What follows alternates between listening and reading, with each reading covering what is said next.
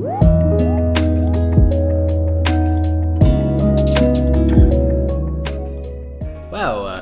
hello everyone. So we find ourselves in a very peculiar situation here, and so as you all may or may not know, I am RiderCX. I run a YouTube channel called RiderCX. I know, very vain, very self-indulgent. It's fantastic, and we welcome to what we like to call MidByte Hour. And so the other two over here, we are really like good friends. I would assume we're good friends, I mean, no, I hate you. Like I'm assuming we can tolerate each other at least. There we go. That's better. That's the main thing. You tolerate. And one thing that we did in the previous year was actually meet up at a gaming convention, and we ran a panel. So we ran a panel on licensed video games at Too Many Games, and it was a lot of fun. It was really engaging. The audience seemed like they were really into it, and I mean, we felt like there was something really cool that we were doing here. And so after much deliberation, after some debates over colors and placements and overlays and things like that, we have come to this point where we are officially relaunching this as MidByte Hour. Dave and I kind of try to do this as MidByte Discourse, but then I was like, that sounds kind of wordy. So we are here at MidByte Hour, which is basically just going to be this really fun space where if you like our content on our individual channels, then you can come over here and we can have more like fun discussions about, some games we may or may not have time to talk about on our respective channels. And so, yeah, it's basically just a really fun place to hang out with some good friends and, just talk about whatever in terms of video games. And the best part about our name is no matter what time we record this podcast, it's going to be midnight somewhere. So, big brain move right there.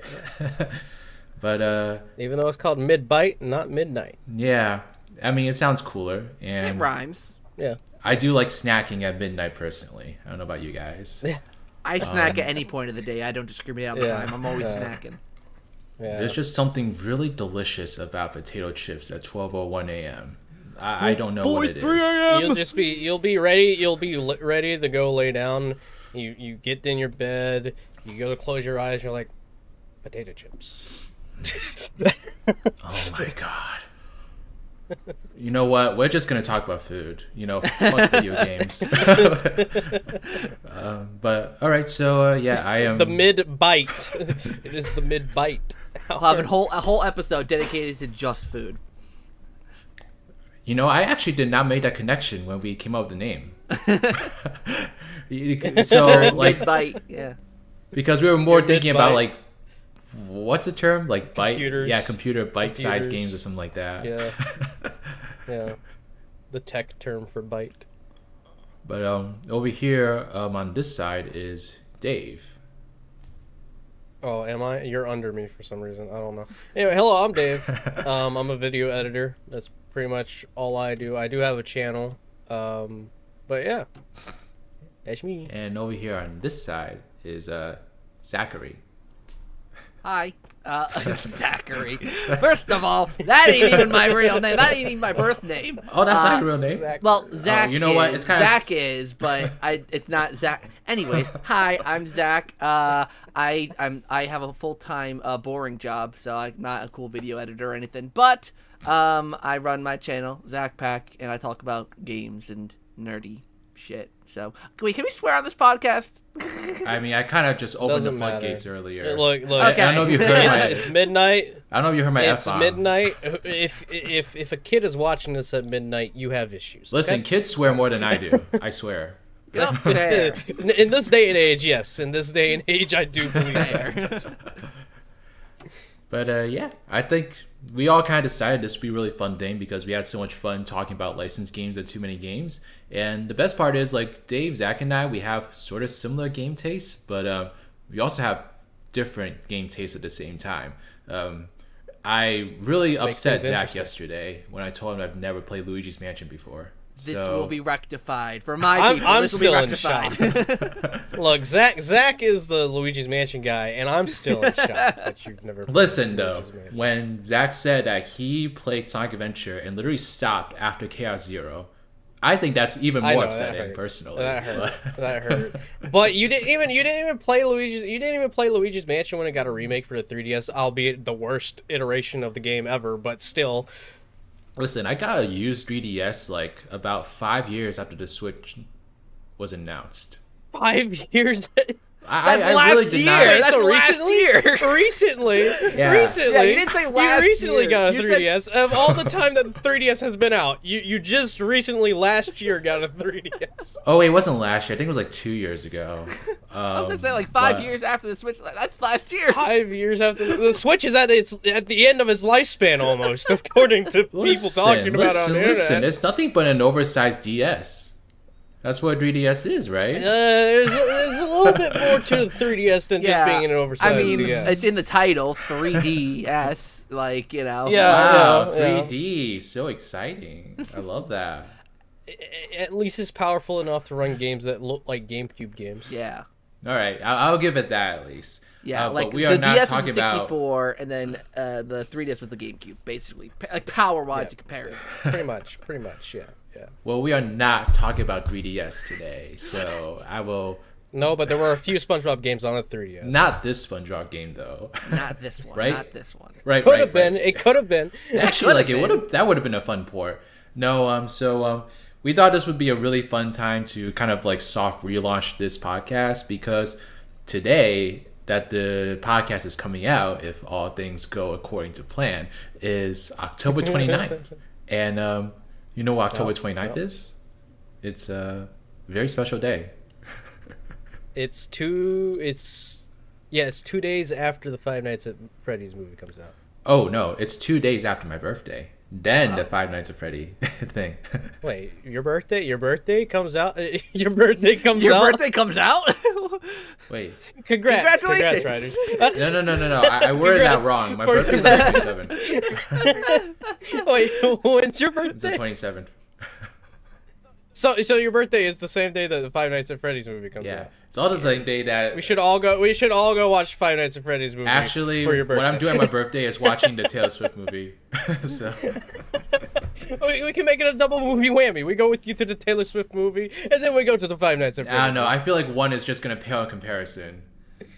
Yeah, that's right. I mean, I don't know. Taylor Swift and animatronics. The animatronics. Yeah, Taylor's not really an animatronic, Yeah. so it's kind of hard. I don't like get where it. this I discussion is understand. going. But anyway, no, October 29th is really special because it is the official 20th year anniversary of Battle for Bikini Bottom, which, as you all know, is a classique, an iconic title, legendary, history bending game. Ever heard of it? It's pretty insane, and I think this is a really great way to start off this podcast because Battle for Bikini Bottom is a game that we're all very familiar with, and it's a game that's impacted us all, like both when it first came out and also years and years later. I mean, it's personally Battle for Bikini Bottom is pretty much a reason why I'm still here.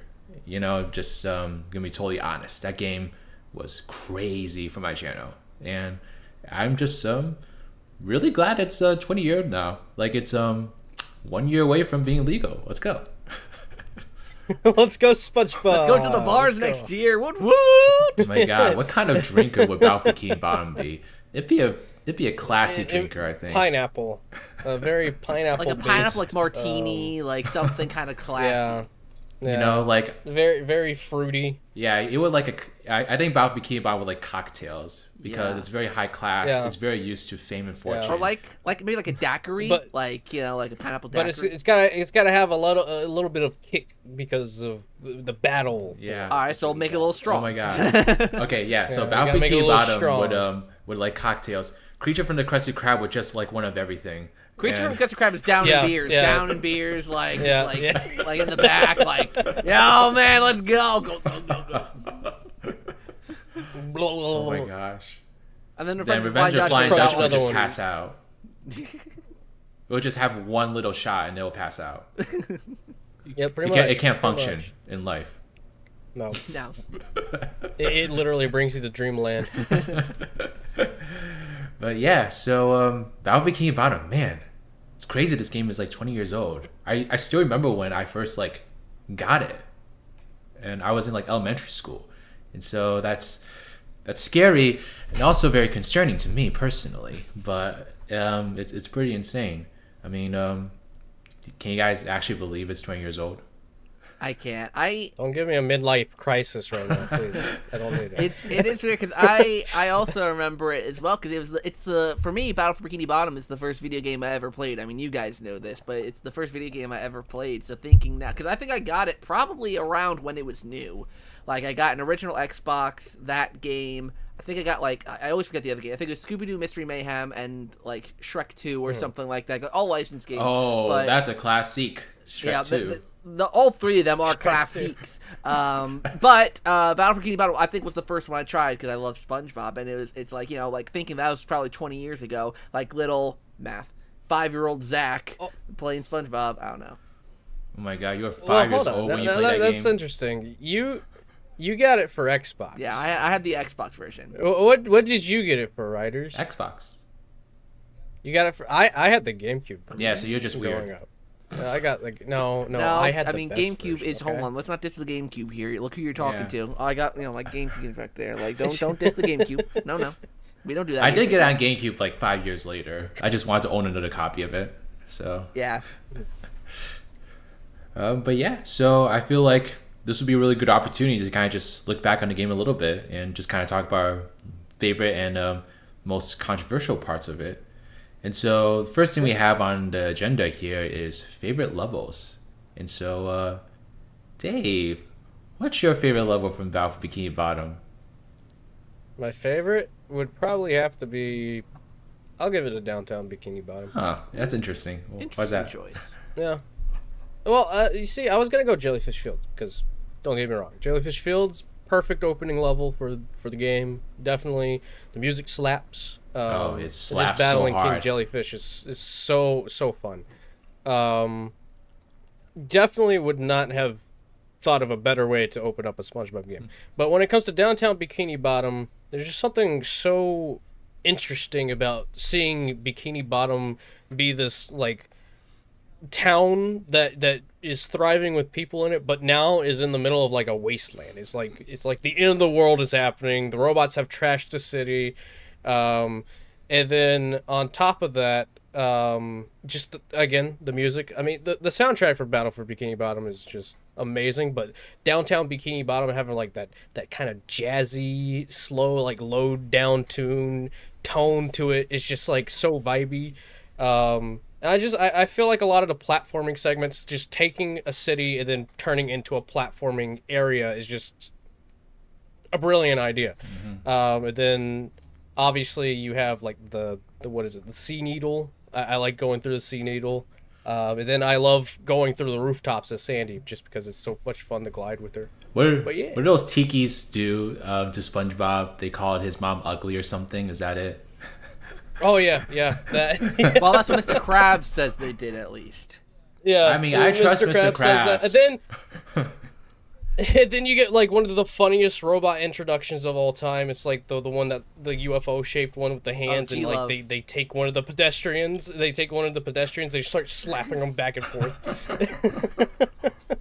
No, that game had so much good physical humor. Actually, now that I think about it. Oh yeah, that's not something I ever thought about, to be honest. But yeah, for sure. I mean, yeah, I can respect that choice. It's a nice beginning level. Yeah. And Sandy's in it. Like, it's Sandy's introduction, and Sandy's like... Yeah, it is Sandy's introduction. Sandy's pretty badass. Yeehaw! How about you, Zach? What's your favorite level?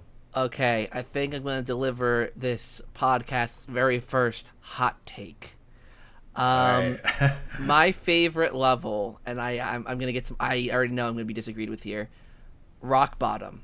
I really like that level. I personally really like it because, first of all, they introduce my favorite robot with my favorite introductory cutscene, the Sleepy Time robot. That's your favorite robot? Okay. I love because it scared the crap out of me as a kid. It scared me as a kid because I couldn't. I mean, it does quickly become a stealth game. It's linked to childhood memories because I had a hard time when I was a kid with the sneaking because I could never like get the stick because I was a kid, you know. So I always got zapped by the sleepy time. So they always scare the crap out of me because they always made the loud alarming noise, and because of my memories with them, they just became my favorite robot.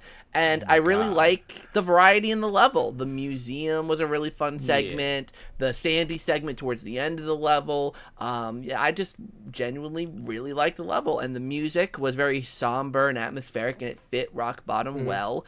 And overall, I just think it was a strong level and gets hated on just a little bit too much, in my personal opinion. I think that's due more so towards the challenge that the level brings. I feel like the difficulty is very much spiked. I mean, in that level. I mean, we're over. I mean, by that point, you're over halfway through the game, so you know. I suppose, but I know Riders has his moments with those SpongeBob segments. So. Well, I don't know those. I don't feel like those are hard. I feel like those are just sloppy. Yeah, I feel like the SpongeBob mechanic as a whole is just kind of meh. Like even in downtown Bikini Bottom, some of like the jumps where it's first introduced too. Yeah, like some of the jumps you have to make. I think that's a flaw with the SpongeBob as a mechanic. Yeah. I don't know. I like Rock Bottom. Don't get me wrong, but that Sleepy Time robot though gave me nightmares as a kid. That's why it's not my favorite. Yeah. That's why I loved him so much. I like the scary stuff. So you're like deranged. I am. You're like I am pretty. I'm a little messed up. Well, you like a lot of horror stuff, right, Zach? So I am someone who likes spooky stuff. I like horror games and so it makes I'm sense. like the exact opposite. I don't like horror stuff. Give me sunshine, rainbows, and unicorns.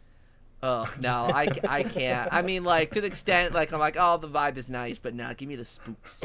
What about you, Riders? What's your favorite level? Yeah. Oh, okay. Oh, lots of pressure here. But I don't know. Better not be Kelp Forest. No, definitely not.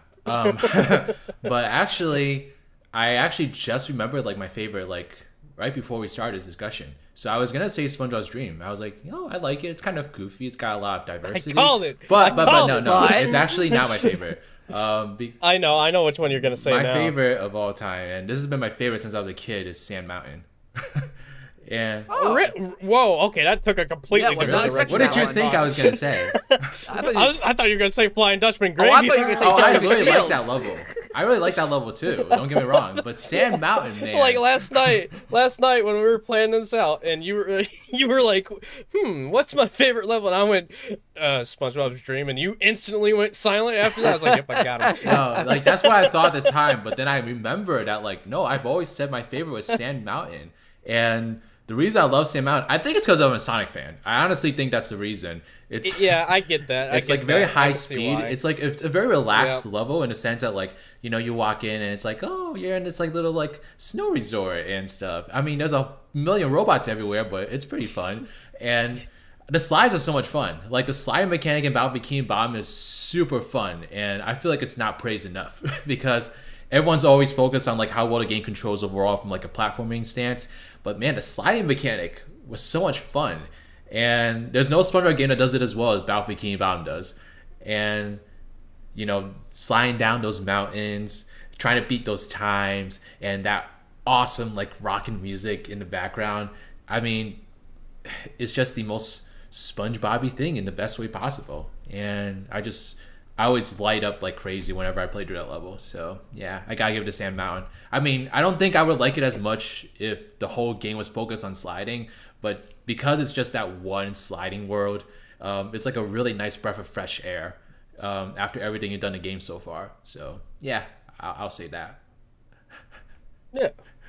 No, I can see that. It being its own dedicated world to just doing nothing but the sliding mechanic is definitely pretty fun. Yeah. And SpongeBob's tongue looks so good on sand. Okay.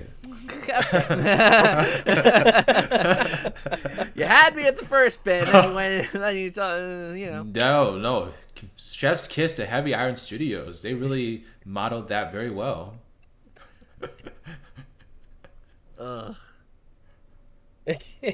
Well, switching gears, now let's talk about our least favorite levels.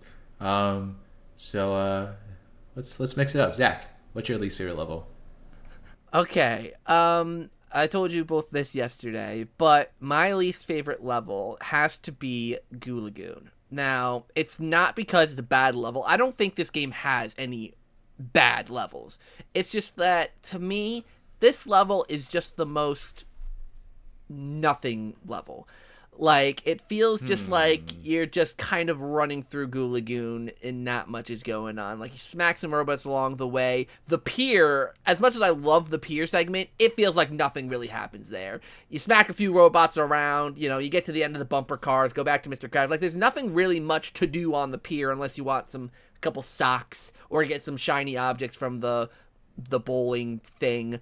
Like, there's not much going on in that level, in my opinion. I'm interested in the monsoons, which are pretty cool. I like their you know, stupid look and the noises they make. But other than that, I don't know. It just doesn't do much for me. And then Rehydrated ruined it by having those stupid sound glitches whenever you die, and the shining thing hurts your ears. So Rehydrated ruined it more.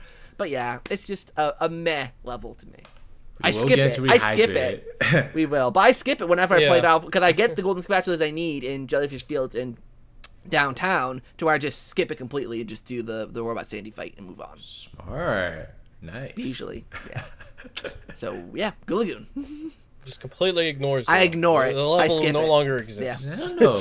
Goo Lagoon's always been in the middle for me. It's like, I don't think it's horrible, but I'm like, it's just more of the solid platforming gameplay for me. So I don't know. I never looked at it in that light, but I can see where you're coming from. It is kind of like a nothing level. If we had to give it the title to some level, like it is kind of it does kind of fit the definition. No, I definitely agree. There have been times when I load into Goo Lagoon, and then as soon as I play a good bit of the level, I'm like, okay. Can we move on?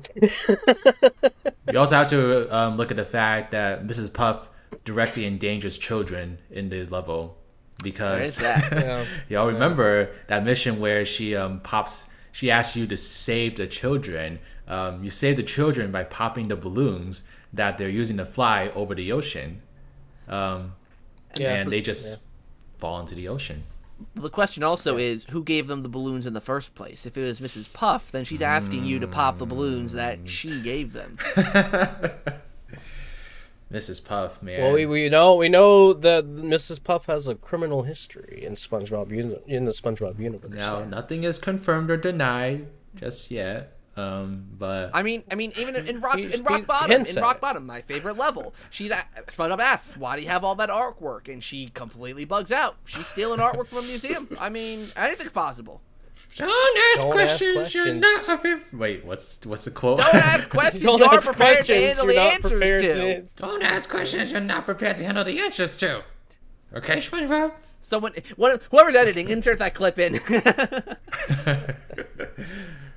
All right. So yeah, I can kind of see that. Actually, I figured out what my least favorite level was last night. My least favorite level is actually, I think I'd have to give it to Murmur. The reason I would say Murmur. Oh, I forgot about the Murmur. I think I like that the Murmur try to do something. So it's Goo Lagoon is your least favorite because it's kind of nothing really happens in it. I feel in Murmur it's too much of a niche level in the game. It's more so based on puzzles more than anything else. It's like a filler. I mean, I can appreciate that they really want to vary things up. You know, you don't want things to be the exact same thing throughout the entire game. So I feel it has a place in the game, but solving these puzzles is nowhere near as fun as just doing the typical basic platforming in Battle for Bikini Bottom. And so it's always a level that I sort of just rush through. You know, it's okay, this is nice and all, but I really want to get to Sand Mountain in particular. Let's go. So, and also that rolling ball challenge. Yeah. I mean, I'm a beast at it now, but I cannot ignore the torment it gave me as a kid. Yeah. I mean, we got nothing to say. I mean, that was just, fair enough. All right. Brownie points to Prawn, though. We gotta give points to Prawn. Yeah, I like that they allowed them to create their own villain for the And game. he appeared in the Although- show That was eventually. pretty cool. He came to the show, so Yeah, yeah. Although it also made us have to suffer through Mermaid Man's voice acting, which I'm like, I actually don't mind Mr. Krabs' like voice acting, to be honest. That's kind of like an unpopular opinion. Like, I think I just, because I played the game so much as a kid, you know, it just didn't bother me. I think I was also really stupid when I was a kid, so I didn't even realize there was a different voice actor for Mr. Krabs. But something about Mermaid Man's voice, man, in this game, like I just, it's like nails on a chalkboard. I can't stand it. Most of the budget going towards, more than likely, Tom Kenny, Bill, voice of Patrick, and the other cast members. That budget is gonna go from this to this real quick. yeah. He sounds like he's speaking to a tunnel the entire time. Yeah, yeah. Is it the same person that does the I voice? think so. I think it's the so. same guy. Yeah. Oh, that poor man. Yeah. He's cursed for life. He tried. He tried. Try. He follows me on Twitter, by the way. The guy who voices. Oh, that's He awesome. Yeah. follows me. Listen, I'll go ahead and tell him he did a really good Mr. Krabs any day. But please don't ever touch Mermaid Man again. Oh my god, he's going around touching Mermaid Man. Oh my god. Poor Oh soul. my. Oh. Evil. Oh my gosh. All right, Dave. Well, enough suspension. What's your least favorite level? All right, this is gonna come off as a shock to both of you. All right. You ready? I'm ready. I'm ready. I'm ready. You ready? Oh my Are you God, ready, Dave. kids? What is it? Patrick's dream. Patrick's dream. Patrick's dream? Patrick's. You can't do that. Yeah, no, I can't do that. Yeah, I can. you can't. Yeah, I No, you can. can't. Yeah, I can. Yeah, I It's can. literally part Yeah, of I a can. level. Because That it was definitely is not the supposed. least- It was supposed to be a level. It was supposed to be a Well, level, no. but instead they opted it out for a joke that's not even It wasn't funny. even, That joke it's is not gonna be a hilarious. whole. It's not gonna be a whole level. It's gonna be a segment of a level. It's like saying, "Oh, I hate the jellyfish cave. That's my least favorite level." But still, they opted Then out. say They SpongeBob's Dream cut as a things out. whole. If you're gonna go that argument, All right, fine. SpongeBob's Dream as a whole. there you go. Oh, no. I love You see, SpongeBob's I don't Dream. appreciate that though. I mean, you got Squidward's Dream and Sandy's Dream that carry that whole entire level enough to make it top tier, like. And then I mean, Mr. Krabs' Dream, okay, whatever. But the rest, like those two, no. Right. I think that well, joke it's is half hilarious. 50-50. Like, I didn't, you know, after going back and playing it a couple of times, getting to the joke, it's like, oh, haha, whatever. But yeah, no, I was gonna say Flying Dutchman's Graveyard, right? Yeah. But then I put some more thought into it over the night that we had to take, and I was like, okay, I can appreciate it from the standpoint of the level that it has you pretty much do everything that you've learned thus far throughout the game to complete. Mm-hmm. It is the perfect finale to the game. yeah, I think it's a nice level, but I don't know, man. I've always been under the like opinion umbrella that like even though Patrick's Dream is sort of like a cop out for like putting in some more gameplay in there, I just think the joke is like so funny. Like when I was a kid and I got to that point after like slaving my way through Sandy's Dream, dying constantly in Squidward's Dream, and just like trying not to get killed in Mr. Krabs' Dream, you know, to get to Patrick's Dream. Wait, did I say? Oh, whatever. To get to Patrick's Dream where I met with just that, I thought was the most hilarious thing as a kid. I was like, oh, thank goodness it's not something that's really difficult. Thank goodness I can just laugh for a little bit. So that's my takeaway personally. Yeah.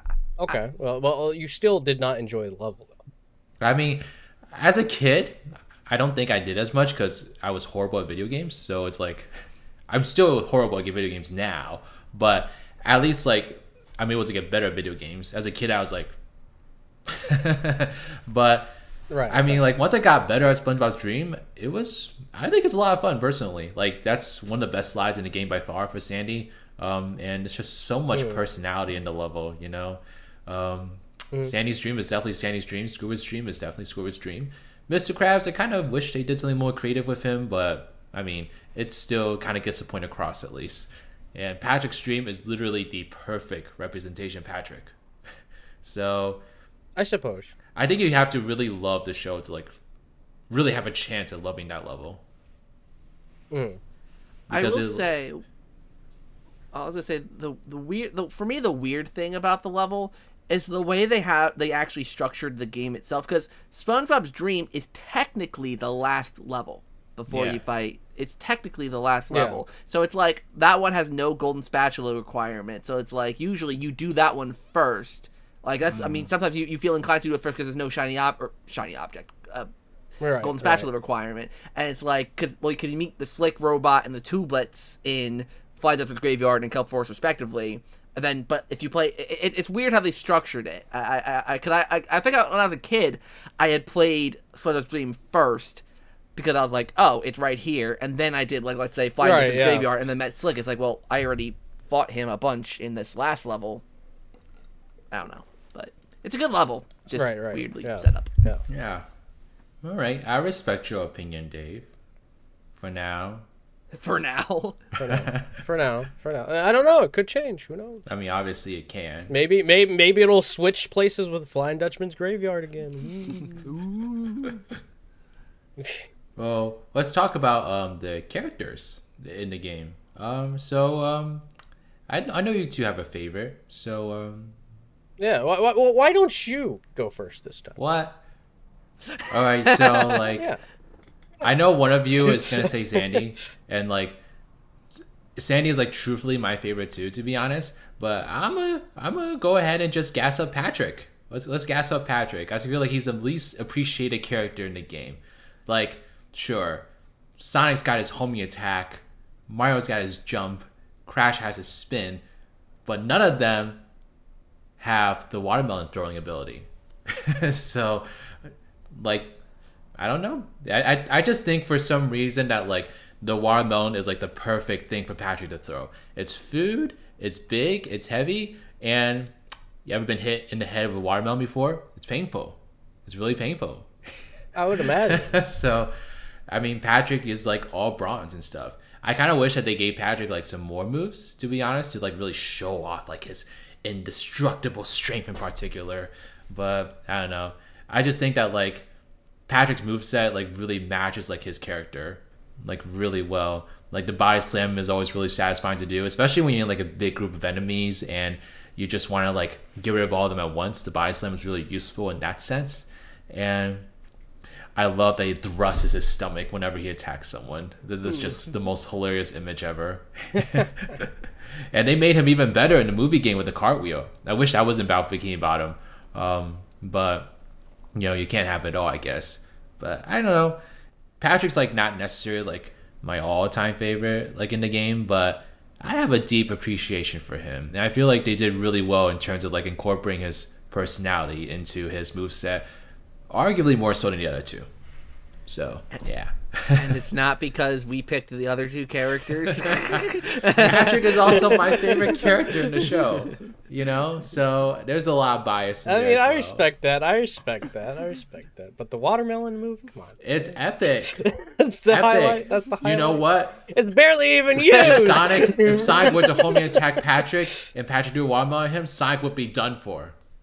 Sonic, listen, I'm no Sonic fan, but with how fast Sonic moves and the fact that he's a hedgehog and has the spike, he would go right through it. No, you know how hard a watermelon is? I like to see Eggman make robots in that material. Robots. Sonic goes through robots I've seen in Sonic. A watermelon is tougher than robots. I don't know about that. You can put a knife through a watermelon. You can't put a knife through a robot. Where else do you use a watermelon in the game? Where else do you use watermelons in the game? By the way, when you throw the watermelon at something, it explodes. So it does break. Yeah, it explodes. Not only that, but if you run out of time, it explodes. That's how powerful it is. You have such an amount of time. That's how powerful it is. Before you can even use it. It will only let you use its power in a limited amount of time, only if you're good enough for it. That's how powerful it is. Isn't it supposed to be pies that are bombs, not watermelon? A watermelon is deadly. You get hit in a watermelon, you're dead. I hope I don't have to prove you guys right. Let me find a watermelon real quick. This should have been called MidByte Discourse, because that's what's happening right now. You know, that's going to be the title of whatever short. You guys do not understand the power of a watermelon. I think I fully understand the power There's of more watermelon. protein in watermelons than any kind of meat out there. I don't know about that Watermelon one. meat? I don't know about that one. Watermelon's meat? Watermelon is water. Watermelon's meat? Watermelon All right. is water, my friend. Not water meatin'. It's Or a meat-a-melon. No, you know, like that's how guys get jacked in the gym. Beef They melon. just swallow watermelons whole. Why do you think Patrick's so strong? Oh, wasn't there an episode of SpongeBob where like there was like a funnel in Patrick's mouth and a watermelon, or am I making that up? Oh, he had a pumpkin in his. Oh, it was the a funnel. pumpkin. Okay, was it a pumpkin? I thought it was Okay, a watermelon. Okay, Pumpkins The are only also thing, the very only tough. thing I remember, the only thing I remember specifically about Patrick having a big mouth with is like he shoved like the Krabby Patty in his Yeah. mouth that one time. I feel like. Oh my god. Well, okay, Dave, what's your favorite character? Sandy. All right, Yeehaw, Texas. Yeehaw. Sandy's fun. Sandy's fun, I guess. Sandy is fun. I do prefer her over Patrick. I really think it's unique. They do something with her that I wouldn't have expected them to do, and that's the aerial movement with her. Because like when you think of her, obviously she has the lasso. She's got all these karate and cowboy vibes, but when you get to the rooftops and you're using a lasso as like a way to glide across the roofs, it's just like that is so crazy. And then on top of that, you have those things that she can hit her lasso with and swing across. Like, I think that's really cool. She reminds me of like it's like a if you're playing as like a superhero in a SpongeBob game, and it's just so much fun. I don't know, I just really like her. And plus when you're sliding with her, she has like the clamshell, and I think that's such a nice little thing to throw in, because what it reminds me of is when she was in her first introduction episode when she's saving SpongeBob from the giant clam. It reminds me of that segment. So it's just like the other half of the clam is what she's sliding on. I don't know. I think she's pretty cool. She's using the body of the clam that she killed when she first met SpongeBob as a surfboard. Yeah. Or as a It's snowboard. pretty badass. Well, It's pretty badass. I hate to bring it back to Patrick, but Patrick uses his butt to slide down. So that's definitely... Yeah, and SpongeBob uses his tongue, so like... Patrick, if anything, is the most practical. Well, Sandy practices extreme sports. I mean, I was gonna go Those somewhere with the whole. glutes. Patrick has the best glutes in the cartoon universe. Not according to the cartoon, because he completely shattered them. No, that Ever was saw that gif SpongeBob. of, That was like, Patrick SpongeBob. using... That was SpongeBob, but like he completely shatters his entire body in the universe. Ever seen that gif of like Patrick like working out his butt? Okay, you got a point there. Buns of steel. But Sandy's buff. Sandy's buff, man. Sandy is buff. You can't argue that. Sandy's the strongest All person right, in all yeah, Bikini Bottom. she is buff. But Patrick is And she's a from beast. Texas, so I'm personally not from Texas, but Texas is pretty cool. Texas is meh. They have good food. All right, well, if you're from Texas, here is Zach's IP address. Ooh. This is getting dark really fast. I don't know. Nothing good comes from Texas besides the food. That's about it. Well, Zach, I mean, what was your favorite again? My favorite character from the game is SpongeBob. I think I really like SpongeBob just because he is like just the all around character. Like, he just does a little bit of everything. I mean, my favorite move in the whole game, as little as it's used, is the cruise bubble. Just because it's kind of fun to fly around the levels. Like, I always enjoyed that as a kid. It's just kind of fun. But It's like a free kid. yeah, and the Bubble Bowl, like, despite what that stupid reviewer from GameSpot said in the Rehydrated review that did not know how to freaking use the Bubble Bowl, Nah. I think it's a... It wasn't specifically him not knowing how to use it. It was him not understanding the mechanics. He couldn't, like, of he the was like, puzzle. oh my god, you can't even stand on this platform when you're using the bubble because you go right off it. Like, buddy, come on. Well, what if you took like 5 steps back from the plate and then used Yeah. it? Whoa, mind blowing. I pray for that reviewer every day. Like, God, like, what are you smoking? Like, I think I was able to, I couldn't do the rolling ball challenge as a kid, but I at least knew the mechanics Yeah. of standing on the platform and using the bubble bowl. Like, come on, 5-year-old Zach could figure it out. I just But feel no, like critics shouldn't like immediately like go to like, oh, this game sucks, that's why I'm not good at it. Like, come on, man. Yeah, it's like don't automatically blame the mechanics if you can't play the freaking game. It really feels like the person they handed that review code for had like 3 other reviews that he had to write. So when he got SpongeBob, he had like rush through SpongeBob, and he just couldn't find the time to necessarily figure out how that mechanic worked or care. Yeah, basically. Yeah, but yeah, SpongeBob has the best. I think the best moveset. I mean, just because he has the most. Like, it is because he's the main character and he gets the most attention. The bubble ball and the cruise bubble are great. His main moveset's pretty good too. I mean, I like the spin stall thing when you jump. Like, it's not apparently obvious, but when you figure it out, it helps a lot. And I don't know, it's just the best kind of all around kind of character. Nothing like extravagant like Sandy's, like, you know, like aerial stuff, or like Patrick's butt sliding. I don't know. Watermelon throwing, because the power of the water. Of steel. SpongeBob has a literal rocket. He has a literal rocket that could probably destroy any one of those watermelons. But made out of bubbles. I mean, I feel like majority of people will choose SpongeBob just because SpongeBob has the upgradable moves anyway. When it comes to other characters, they don't really get anything extra. Yeah. Nah.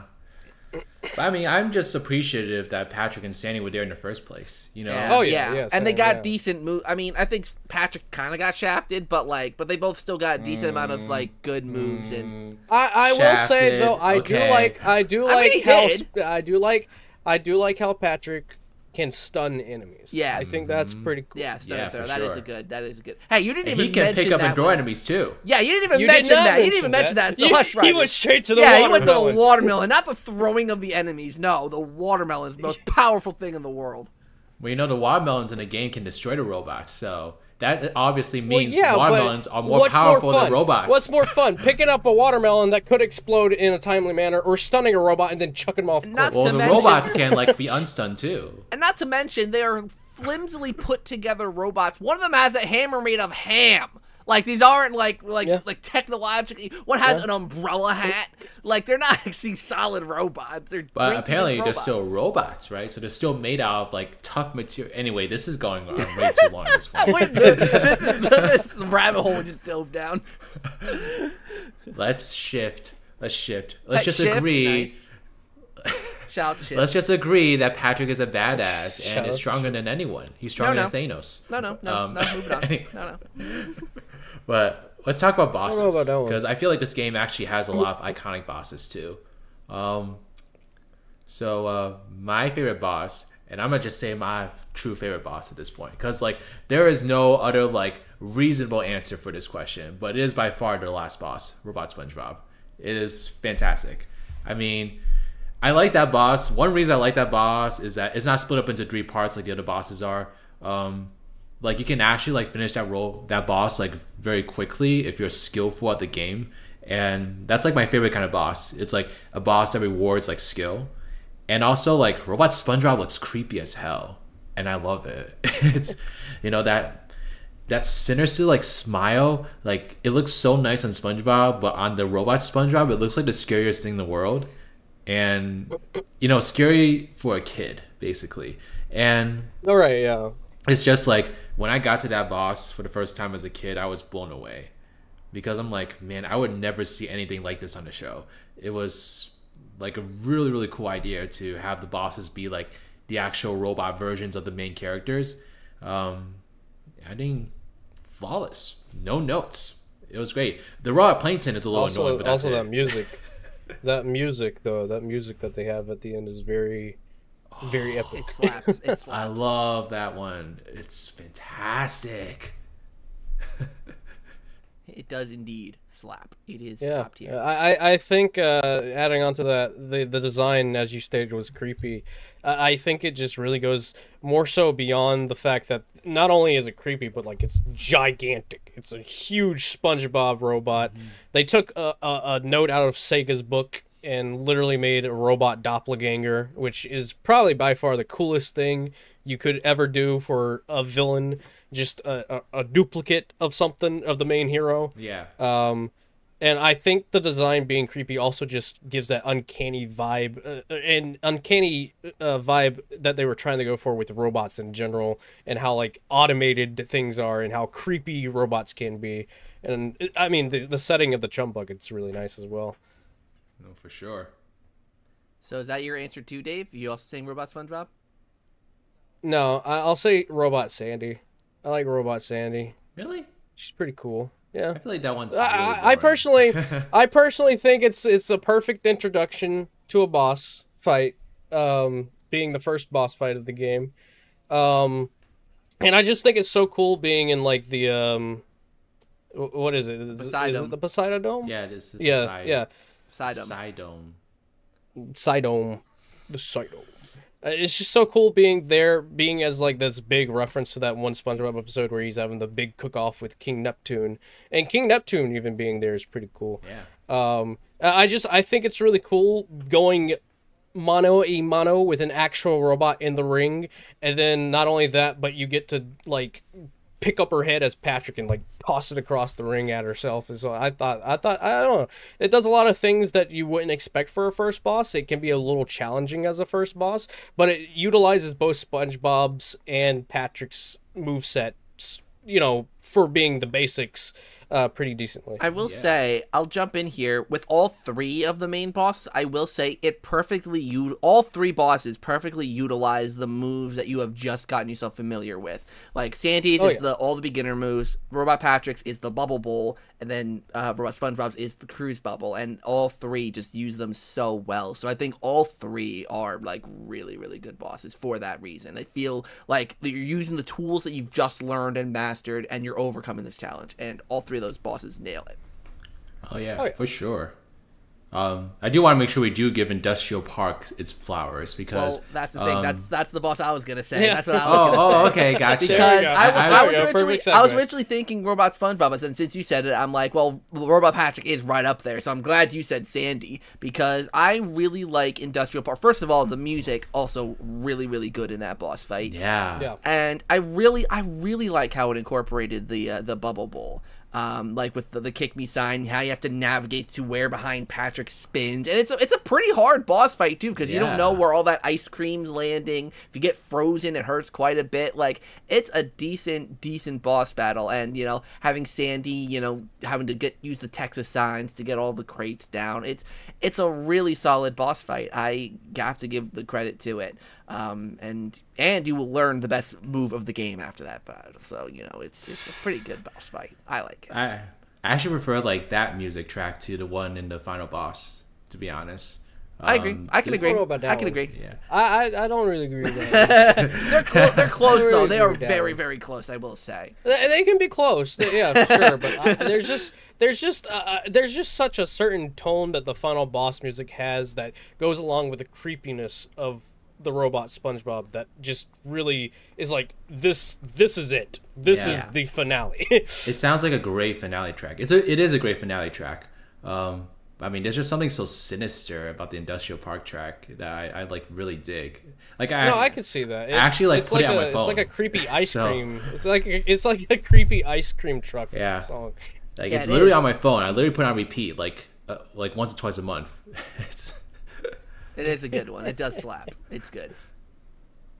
But yeah, I mean, man, Bikini Bottom had so many like awesome things about it, and it did.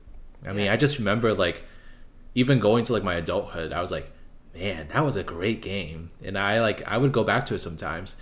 And so when I like started doing YouTube, which I kind of accidentally stepped into, I noticed that there was actually like a content space for like asking for a Bikini Bottom remaster or remake. Like I saw some videos on the topic like popping up. I was like, people are actually interested in this game like all this time later. And then I discovered like Fred 5107, and he had like these huge videos on like the potential of a Bikini Bottom remake. And I was like, oh my god, I'm not the only one. People really want this game to come back. And so I started getting into it. I started like making videos on it, and they were like really popping up on my channel. And I don't know, I think the universe was just being really nice to me that year, because literally not even like 6 months after I started making Bikini Bottom content, we got the first rumors of a remake coming. And I think history is pretty clear at this point. Bikini Bottom got remade as Rehydrated, and I think that's had a huge impact on all of us, for sure. And also just a huge impact on everyone that grew up with the game in general. So Rehydrated, though, when did it come out? It came out June of 2020. Damn, it's already been 3 years. Yeah. Well, It's been it's crazy because like it was. I mean, I know you and I met under different circumstances, writers. Yeah. We met through the Sonic fan base rather than SpongeBob. Yeah.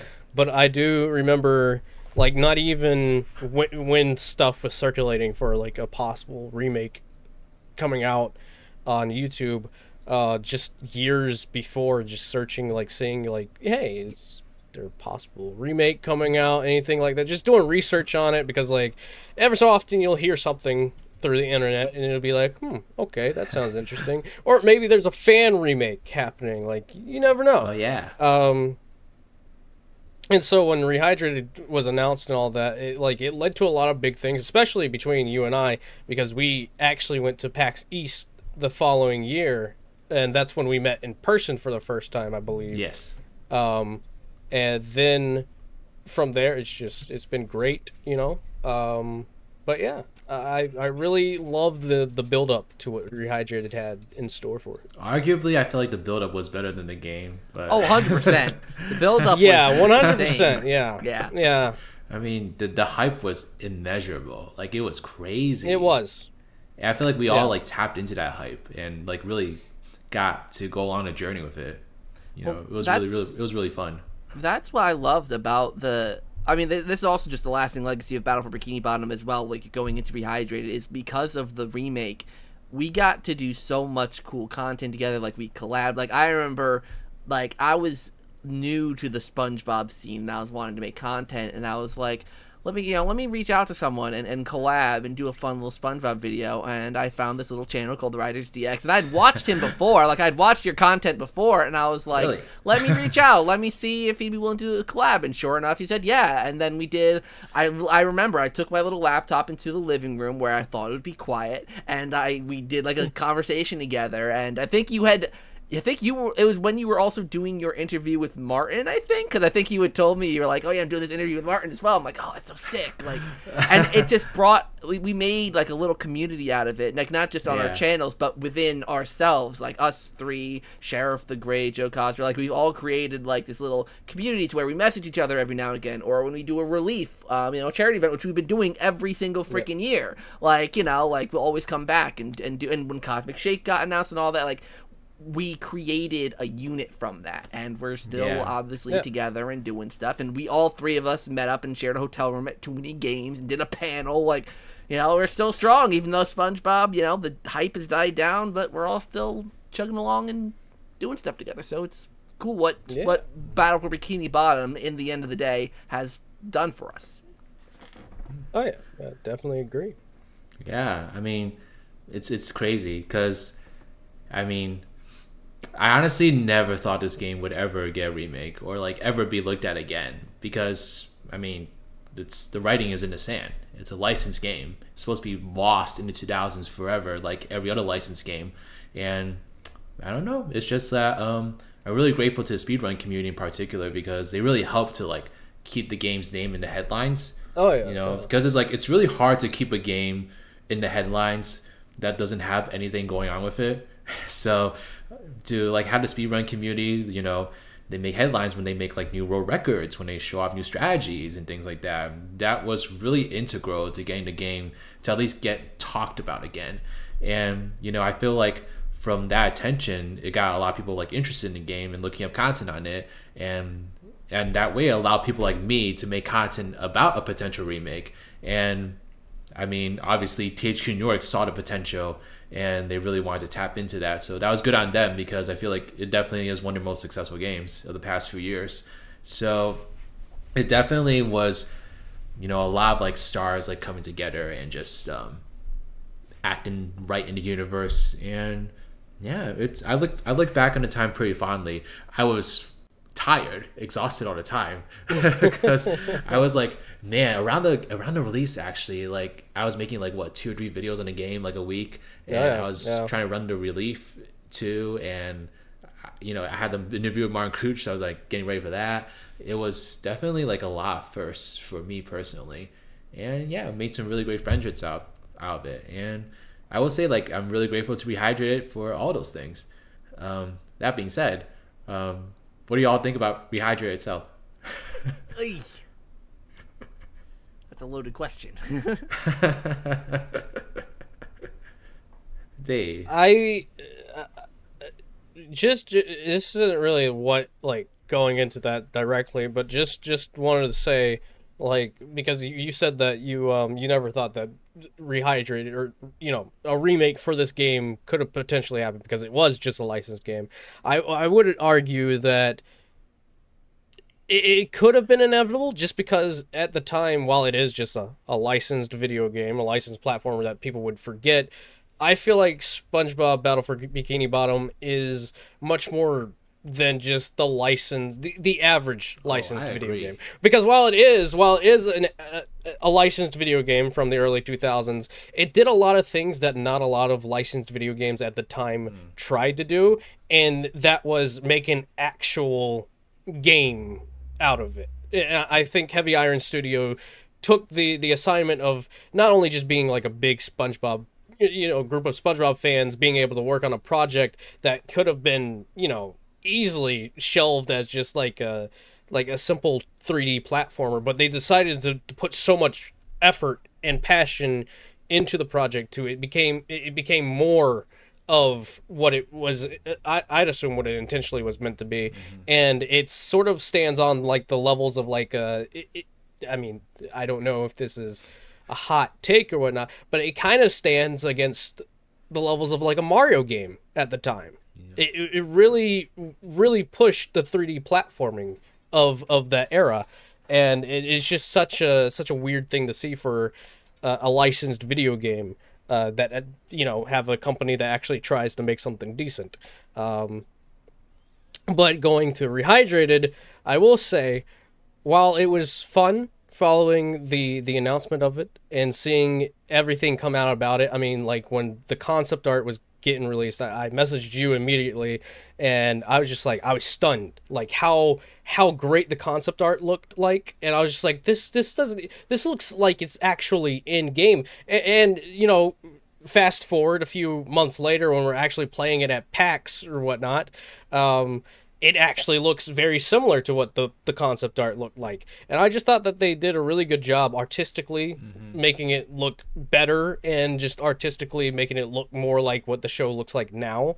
But they made a lot of changes, even though they were very minor. They made a very few changes that kind of ruined the experience. Like, for example, Kelp Forest. Even though we don't really like that level much, the slide thing is completely different from the original. And like I appreciate them for trying to include the cut content. Obviously, going back to Patrick's stream, we couldn't get Patrick's stream technically. We got it into Horde mode, but I feel like if you're going to make a multiplayer for this game, it should be co-op. It should just be a co-op, like online co-op, local co-op thing where one player's playing as another character, and they're just exploring the levels together. I don't really think the Horde mode really added anything to the game. It's decent, but it could have been much better, especially considering with modern times and the technology we have, it could have been so much more. For sure. Yeah. My thoughts are pretty similar. My biggest complaint with Rehydrated now, of course, everyone always laughs because I played this game originally on the Nintendo Switch. And of course, the Nintendo Switch version is not going to be it's not going to be as good as the other versions. I understand that, but the Switch version was damn near unplayable at first. It was so riddled with bugs that it was or not even just bugs, but like the frame rate was just so bad. And that's coming from someone who's used to the Nintendo Switch's like not as good frame rates. Like it was going into the teens, like it was bad. And like a lot of issues took months, even a year to fix. Like they didn't fix the textures until like a year later. So it was like very not great for the Nintendo Switch experience. And of course, like, everyone's gonna be like, oh, but you've chosen the Nintendo Switch version. It doesn't matter. I played Dying Light on the Nintendo Switch, this big open world zombie killing game.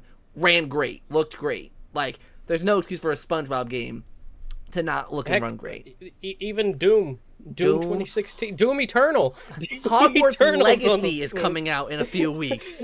Like, I'm actually kind of shocked. I'm kind of iffy about that one. I already got the game pre-ordered, so I'll let you know how that game is. I'm very iffy about that one. But yeah, I mean, I still like it. But going to the cut content thing, because I agree, the Horde mode multiplayer, completely unnecessary. I think what they should have done with the cut content, I've said this from the very beginning, they should have added it to the movie theater to make it more worth the 40,000 shiny objects, because concept art kind of pointless in a remake, because there's no cut content to get from, like, you know, like, it's like, so add it to the movie theater as like little arcade machines, Patrick's Dream in a little arcade machine, a little mini game thing, you get to play as Patrick, or a robot Squidward boss that you get to, like, you know, do something like that to add value to the movie theater to make it worth 40,000 freaking shiny objects, especially before they patched the thing with Mr. Krabs' thing, where his shiny object requirements were absolutely absurd.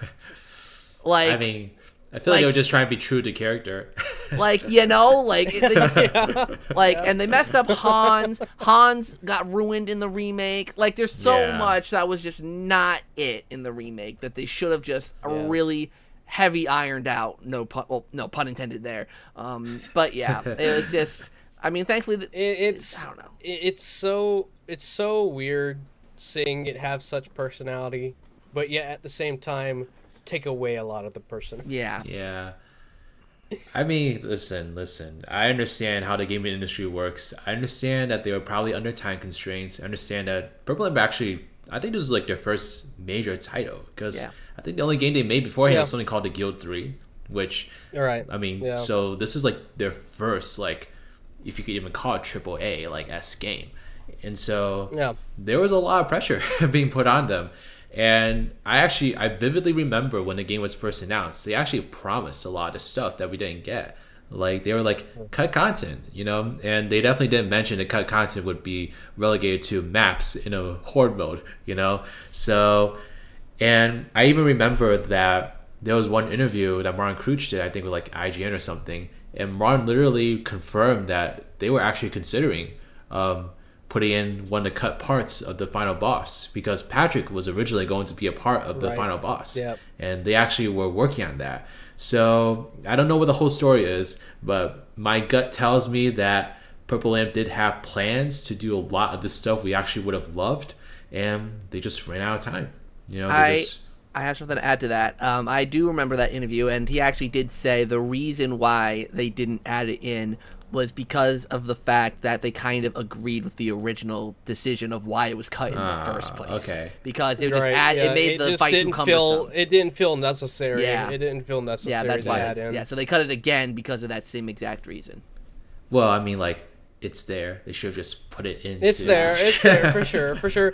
I mean, it didn't even have to be like, I wouldn't even say that it would even have to be that part specifically. They could have just added their own new twist. It could have kind of been like what they did with Frontiers, actually, where with the new update, you know, they didn't make it like a part of the main campaign, but they made like a little expansion on the final story, and they just made it its own little thing you could enter like separately. So they could have done that, you know, have both versions of the boss in the game. It's like, especially if they were working on it, then like, you know, might as well have just included it. It just feels like a waste of time to have implemented it in to try and get it to work, and then just be like, all right, no. Well, that's why I said, like, in the movie theater would have been nice, because like you could have had like a display of all the cut content. Like, you could have had like a whole row of like cut content things. You go up to each one and you get to play a little bit of what could have been. Like, you know, it would have been way better than what they did, and just cutting it all entirely. Like I said, I think they were planning to, honestly. But I mean, like, I guess they chose to prioritize a horde mode for whatever reason. Wrong choice. And I'm like, that was a total waste of time. You could have used all the time you spent trying to make that horde mode into like polishing the main game. So I don't know, just confusing decisions here and there. But I mean, I could just tell genuinely that they really had the best intentions of the remake. And just seeing how Cosmic Shake turned out, Like, I know that if they actually had like the time and resources to really make it the way that they wanted to, it would have been a better product. But I mean, it is what it is. You know, it happened, and it still was a really successful title for them. So I mean, good on them. Yeah. Hopefully, they make more Spongebob games in the future and just keep getting better. Because Cosmic Shake definitely like was able to take what they made and rehydrate it and just improve upon it. Like, it's so much more polished. It's much more interesting, and I mean, yeah, it's a positive step in every way you can imagine. I agree. True that. Yeah, I do agree. But man, I cannot believe that game still exists. Honestly, I don't think I'll ever believe it. Yeah, I remember talking about it as if it was like I think I did a video on it like in maybe like March of 2019, like only a few months before it got announced. And I'm like, if this actually happens, like that'll be insane. Like, because I was still kind of like, I knew obviously like THQ Nordic had gotten the rights back for Nickelodeon, so it was like the possibility was always there, but it was like, are they actually going to do it? And they did. So wow, the game is 20 years old now, and I'm really proud of the long journey it's been on. And it seems like it may seem like things have kind of died down a little bit, but do you guys think anything else could happen to this game at this point, or do you think it's kind of just like the remake is done, that's all there is to it? Like, could you envision the game being like ported in the future at least, or anything like that? Maybe like backwards compatible. I mean, going forward, I don't think there's anything else that could possibly be done with this game. I feel like if there were, they would have already done it now, considering that Cosmic Shake just recently, like a few months ago, got its next-gen upgrade for the next-gen consoles. They could have done the same thing for Rehydrated at any point in time between now and Cosmic Shake's release, but they decided not to. So I feel as of right now, Rehydrated is just at a stale point. Mm-hmm. Yeah, I mean, I think something that they should do, which would be cool, because, I mean, this is, I think, more so specifically an Xbox thing, because Xbox has, like, the backwards compatibility stuff, so, like, maybe having the original games being backwards compatible on the current like Xbox, so you can at least like play them, and maybe PlayStation like having them be added to like the PlayStation Plus stuff. I don't know how that would work. I don't know if there's any licensing issues or whatever with the original versions, but I mean, I think that would be a great way to at least bring the original to, because like obviously a lot of people do still prefer the original, so having that option as well, I think would be great. But I don't think they're going to do it. And obviously, backwards compatibility is only really possible on the Xbox. Like, PlayStation couldn't do it, and obviously Nintendo couldn't do it. So, not too sure. And I mean, I stand by that. I think it's possible and makes sense because of all the IPs that THQ has for Nickelodeon. It just makes sense for them to do some sort of, like, rare replay-esque combo pack of their classic licensed Nickelodeon titles. I think that just, it would be stupid for them not to, like, you know, like have a bunch of Fairly Odd Parents, because like they can't sell that kind of stuff on their own. You can't sell a Fairly Odd Parents or Jimmy Neutron game in 2023, but as like a Nicktoons compilation, I think it's possible. Right. So including the original Battle for Bikini Bottom in that, maybe, but that's the only thing I could really see. That's, you know, pulling at straws. Yeah, it's interesting because I feel like we're in such an era now where so many games are getting remade now. I mean, they just announced Paper Mario Thousand Year Door, another game I never would have imagined to get remade. And so it's like Nintendo's hurting for money. So it's like, well, take my money, Nintendo. Do it. Remake more GameCube games. Bring Luigi's Mansion back. They're bringing the second game. Bring the freaking first game. But it's like, it's gonna be interesting because it's like they're remaking all these games now, but like, what about like 20 or 30 years later? Like, what are they gonna do? Are they just gonna keep remaking games? Like, are they gonna remake a remake, for instance? Like, it's I'm really curious to see. I genuinely couldn't see that happening, but if it does, a rehydrated would be hilarious to see. Rehydrated squared. Rehydrated square. I mean, honestly, for the PlayStation 52. If people are still talking about the game like 20 or 30 years from now, like, I don't know what would stop them. Well, see, I think the thing that they were hoping for, assuming that Cosmic Shake sold decent enough, because there was that one interview. I know this is about Cosmic Shake, but just to build on to it, there was that one interview from a while back before Cosmic Shake even released. I think it was at Gamescom, and one of the people there were just like, yeah, we're hoping that this game sells enough to the point to where we could potentially bring in DLC for the game. Now, that hasn't happened yet. Yeah. That's yet to see if it'll ever happen. I mean... But I think DLC being added to Cosmic Shake would be cool. But I think the main thing that they were hoping from Rehydrated alone was the fact that they could just continue to make SpongeBob games going forward. So, as we're going more into the future, there's not a question whether or not Battle for Bikini Bottom will come back. It's the question would then transition to, is there going to be another SpongeBob game after this? Oh, I mean, there definitely will. I don't see that ever stopping personally. But it's more so like, will this kind of SpongeBob game come back is the question. See, you know, the one argument I have for Battle for Bikini Bottom coming back again in the future is we're at the prime time now for people our age in our 20s.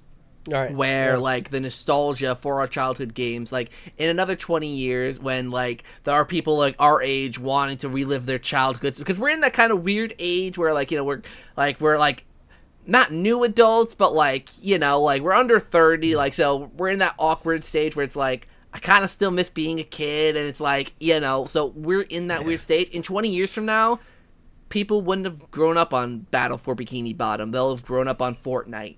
And they'll bring back Fortnite or something in 20 years, you know? Or maybe they'll grow up on Rehydrated and they'll bring Rehydrated back, but I don't know. Well, hey, actually, speaking of Fortnite...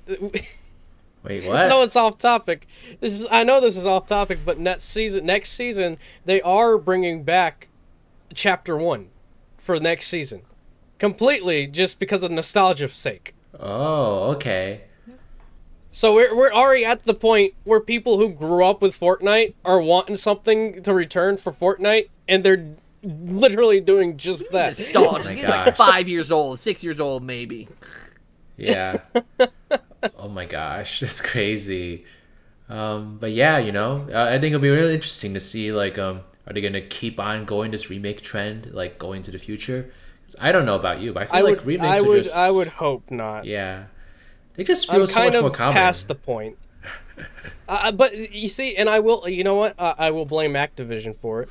100%. I'm blaming Activision for it. Like, I love Crash Bandicoot and I love Spyro, but the whole reason this whole remake craze is happening in the game development industry right now is simply because of Crash and Spyro. I mean, yeah, they sold legitimately because. I mean, you look at SpongeBob and you look at Spyro specifically, like the art styles are like uncanny with like the colors and how it looks. Like it is uncanny. There's a lot of inspiration.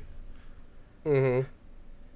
Well, fellas, I will say that, like, you know, lots of questions in terms of like what happened next with Battle Bikini Bottom, but I think one thing's for sure, it is iconic, it is legendary, it is iconic, it is impactful, and it changed our lives. So yeah. Thank you to Battle for Bikini Bottom. Yeah, thank you. So I hope you all enjoyed our first tour into the podcast realm, like at least this rendition of it. Yeah, this was fun. Did you guys have fun? Yeah. I think it's definitely a good conversation all around. Yeah, and I think it's going to be even fun because for people who don't know, because I don't know if we really mentioned it at the top of the show, is that each of us are going to be kind of diving into the games that we kind of are like our specialities, and I feel like it'll be really interesting for the other people to play like me playing Sonic, them playing Luigi's Mansion. Like, it'll be really, really interesting to see like future episodes, like going into topics that, because like this is like all three of us are familiar with this. The future ones are going to be a little more dicey. Oh my god, I got the perfect Hannah Montana game to bring in. It's gonna be great. Oh no! I also got a game that Taylor Swift gets starred in, so you guys will have fun with that. It's just Taylor Swift as a guest star in a video game. Yeah, it was just like Band Hero, I think. Band Hero. Oh god, that's gonna be a future episode of the show. Stay tuned for that one. Oh my gosh. But yeah, so we're gonna bring each other games and we'll just have fun discussions. But if you guys want to see any particular games, then let us know in the comment section below. I mean, SpongeBob's obviously a big part of our channel, so I mean, we'll definitely touch upon SpongeBob again in the future. But if you got any ideas what you want to see, then definitely let us know. Give us a like, subscribe, and am I missing anything?